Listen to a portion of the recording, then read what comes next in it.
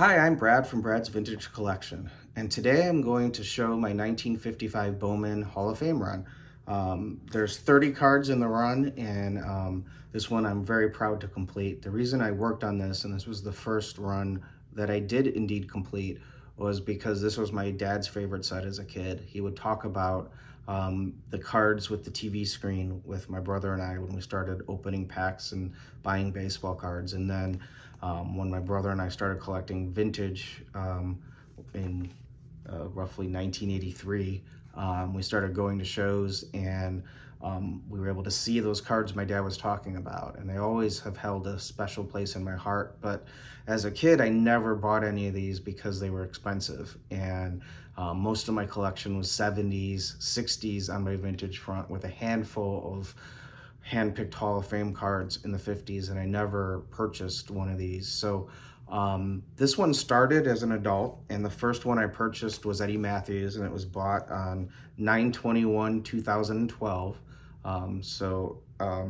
And then the last one I bought was Cal Hubbard on October 21st, 2023. So if you look at it, it was a 11-year journey to complete the 30 cards in this set. So it's a marathon, not a sprint, as Mike Baseball Collector gave me advice one time, and I think in this one I did a really good job of making sure that it stayed a marathon, and I picked the right cards. I tried to focus on cards that didn't have a lot of chipping on the borders, which was really tough, and as always I tried to focus on registration.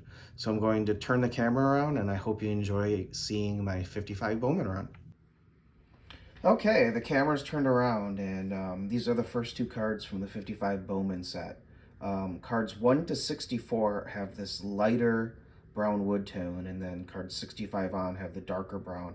But there's a fair amount of Hall of Famers that are in this lighter tone. Love the Wilhelm card. It's a tougher card because it's #1 in the set, and I just think it's the eyes that he has in that picture and the way he's peering straight at the camera, I think is cool. And then we've got the Scooter Full Rizzuto, #10 in the set. And I really like the color on this card. I love the green field, and I think it's a cool shot of him fielding a ball. I think they could have cropped it a little bit better and not cut off his glove, but I do like the card.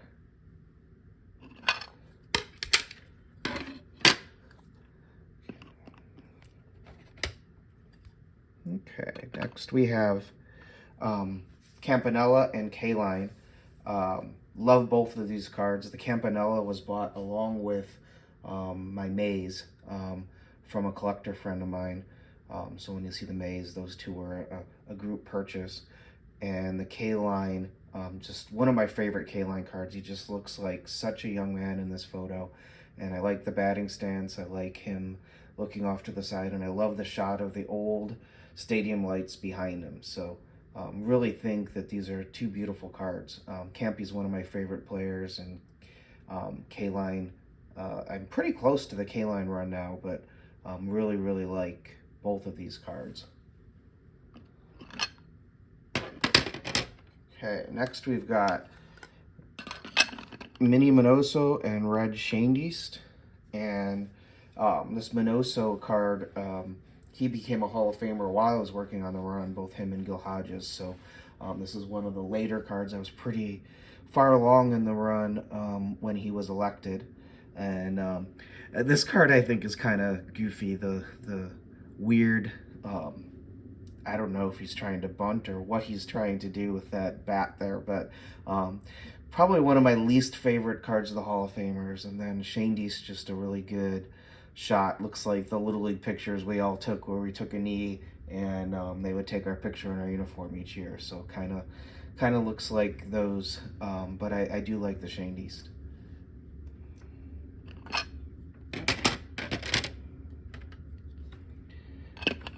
Next, we've got a couple of infielders with Nellie Fox and Pee Wee Reese. And again, I think this is one of them where they didn't do the greatest job cropping.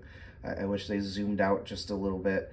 But I do really like the Fox card. I think it's a cool angle. Instead of him being straight on fielding, kind of being off to an angle, I think is a different look than most cards have.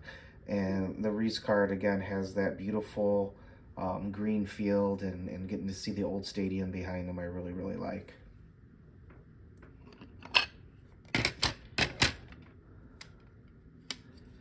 All right, next we've got Early Win and Whitey Ford. And really, really like the Ford card. It's probably one of my favorite cards in the set. I just think that it's a really good shot. In this case, they did a really nice job cropping it. The Win card, I always thought he looks like a catcher in this card. So probably not my favorite card in the set, but actually one of the tougher ones to find. This was one of the last ones that I was able to get as I was completing it.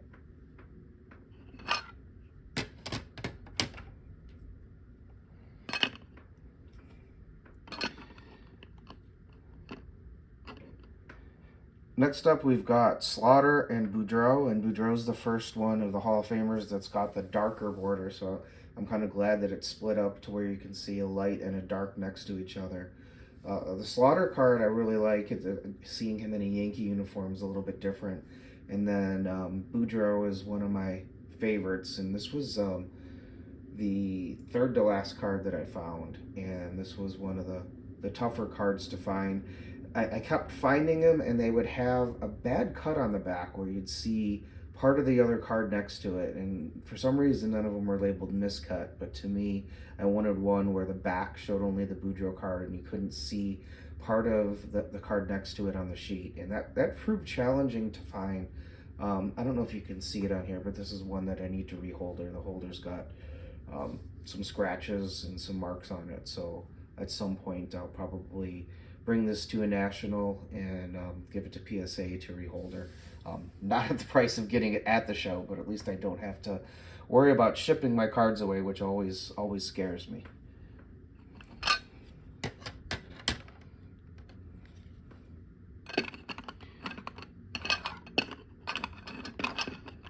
As I said in the intro, this Matthews was the first card that I bought for the run, and I really love this picture. Matthews has so many great cards, but again, like K-Line, he just looks so young in this picture, and I just really like the youth. Ashburn just looks like Ashburn. I mean, looks like a leadoff hitter, just with that stance, the low stance where he's trying to make the strike zone smaller, and it's just the way I imagine him as a player. I love his stats, and I love reading about him. Wish I had the opportunity to see Ashburn.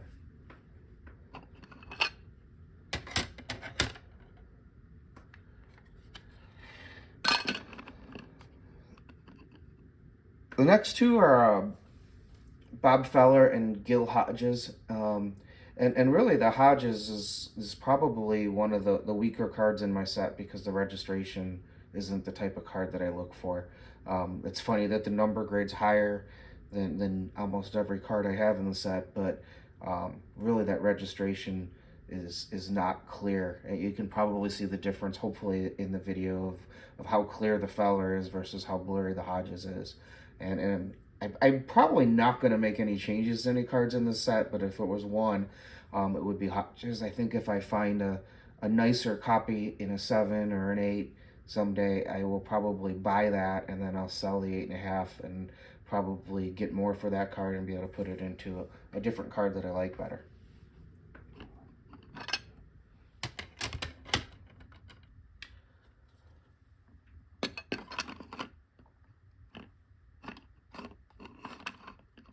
Next up, we have Berra and Roberts, and Berra is just a beautiful image to me. Again, it's got those old light standards and just kind of looks like the cameraman was laying on the ground and getting a shot of Berra from an up angle, and he just looks so youthful in this card, and it just has always captured my imagination. Roberts, I really like the color. The red hat really pops. I like the fact that he's got the long sleeves, and I really love seeing the scoreboard behind him.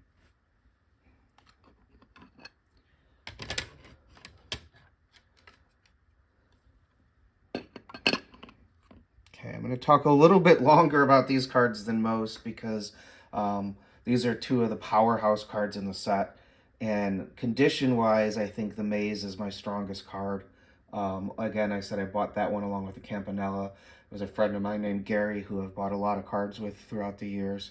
And this was a really difficult one to find a price.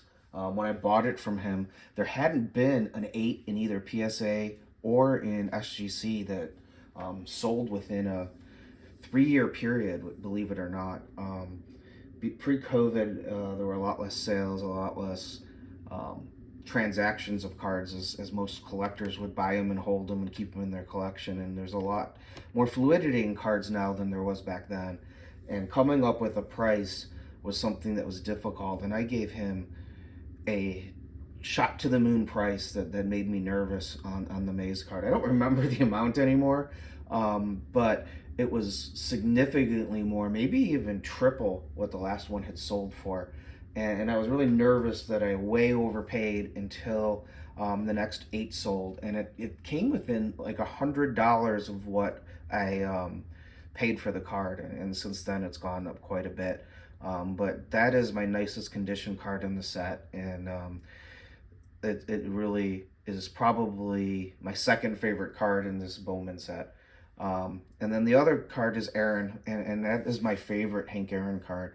I just love the way he's looking up, getting ready to field, and I think both of these cards are really interesting shots of Aaron and Maze and stuff you don't see elsewhere. And part of what I really, really like about the 55 Bowman set is I don't think there's any cards in this set that have an image that was used in any other set.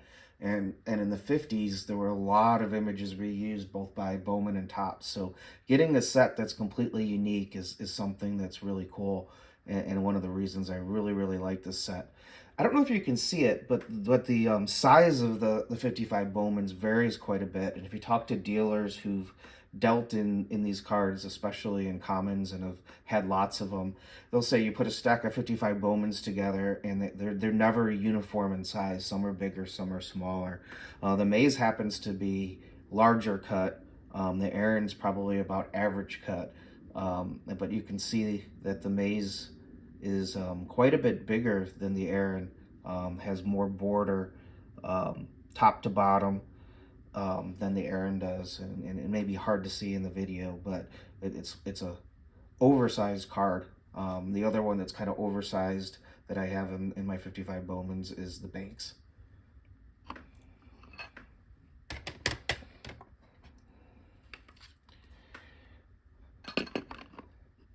Here we've got Lemon and Kiner, and the Kiner is the only card in the set that I upgraded.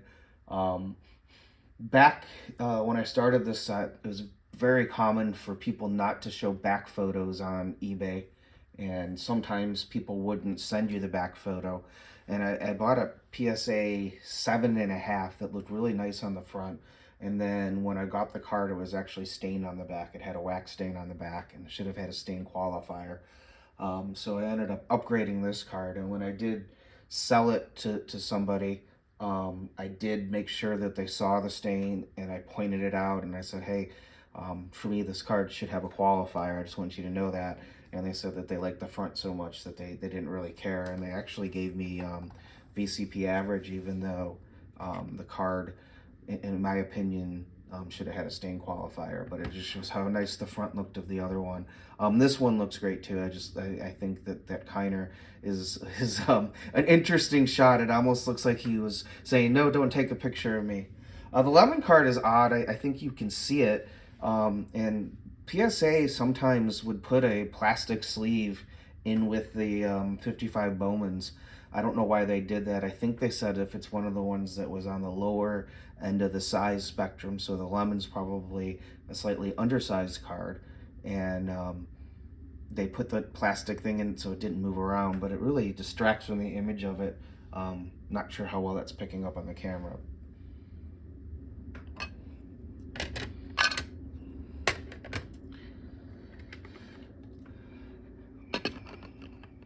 Okay. Here we have Mantle and Cal. I like the Kel card because he's fielding the ball and he still has a smile on his face. So probably wasn't really fielding, it was probably just in his glove, but I've always thought that was an interesting shot. And then of course the Mantle's a beautiful card. I actually, there's several ways to get a discount in this hobby, and the Mantle I bought with a cracked holder, and it was a pretty decent sized crack, but I inspected it really well, and I could tell that you couldn't, that the card wasn't damaged, and I was able to get them to take a few $100s off because of the cracked PSA case, which is, it didn't cost that much to reholder it. I got it reholdered at the National 2 years ago. I dropped it off and then had it mailed back to me. But buying it in the crack case saved me some money. I have a 64 Aaron stand-up that I bought in a crack case that saved me significant money too. So I'm not afraid of doing that, even on bigger cards, because you can tell if it's damaged underneath. If you look at it at different angles and you really put a light above it and look down, you can see that there's no scratches on the card from it, and you can see that the Mantle image is clear, even though at one time there was a crack that kind of went like this on this case.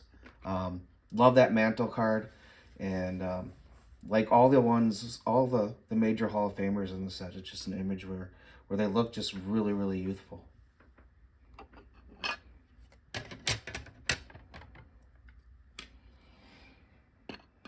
Okay. Here's Banks and Barlick. Barlick's the first Hall of Fame umpire in the set, and in some ways it's a Hall of Fame rookie. But I want to talk about the Banks card. If you look, the slab says 2018 National Break. And if you were around the hobby in 2018 and at the National, there was big talk. There was a breaker, and I'm not a real breaker guy, but they broke a 1955 Bowman cello pack. And I didn't even know Bowman had cello packs until that break occurred. And they pulled a Mantle that I believe got a 9, and they pulled the Banks, and the Banks only got a 5, and I don't know why. I think the top left corner is the reason. It looks better than it probably does on this image because the PSA little thing that's on the logo that's on the plastic slab kind of gets in the way of that corner. But I have no idea why it's a 5, and if you look at this card in hand, the gloss on it is amazing. It just looks different than my other Bowmans, and when this was pulled, there was a real controversy with card trimming. PWCC was alleged to be working with a man named Gary Moser, who is an alleged card trimmer, and there were several instances where on blowout forums people were able to find before and after pictures of the same cards and use the fingerprint on the back to show that there were a lot of cards being trimmed. And when this one was opened, I went to eBay every day looking for this card, and as soon as it showed up, I contacted the seller because they had a best offer, and we negotiated a price where I just basically paid VCP for a 6 to get this card. But I was very excited because I know for a fact that one of the cards in this 55 Bowman set is definitely not trimmed. Hopefully most all of them aren't trimmed, and PSA does a good job of finding that. But I know for a fact the Banks isn't. And as I said, Barlick's the first of the umpire Hall of Famers, and they're Hall of Fame rookie cards because it's really the only cards made of umpires until, as far as I know, until Heritage did the 55 Bowman set and made umpires again.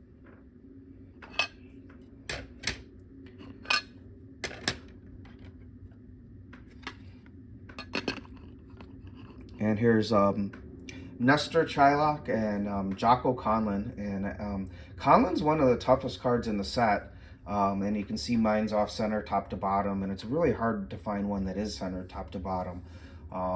But to me, the image on this one really pops. The blue is so bright, and the registration is perfect. And so as you'll see as I do my videos, centering is less important to me than registration. And actually, of all the cards in the set, that's one of the better cards for registration, is that Conlon. I think my set overall has really strong registration, but the Conlon really, really pops, and it's as perfect as it comes on that front.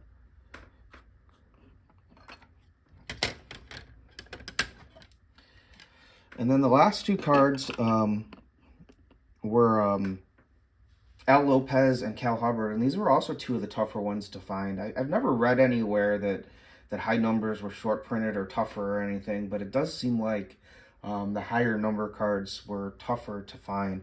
And you can see, I didn't mention this, but the Lopez is obviously a pretty old PSA label, and many of the cards that were in my that are in this set are older PSA labels, and I know there's been a lot of talk about PSA changing grading standards and how awful that is, and that's something that we really need to be concerned about.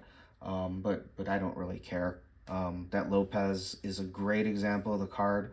I picked it out for a lot of different reasons. Registration being one, color being another, and all the cards in here, I really tried to concentrate on the border being not too chipped up or chip free from being chipped up, and I think that I did a good job of that. And this is a really clean border, and I think most of the cards in this set, if not all the cards in this set, have really clean borders, and that means a lot more to me than the grade on the front or what age the label is. Cal Hubbard was the last card I got. It is definitely the toughest card of the 55 Bowman Hall of Famers.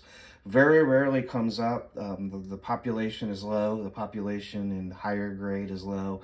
It's always cut bad. You can see mine's cut bad left to right.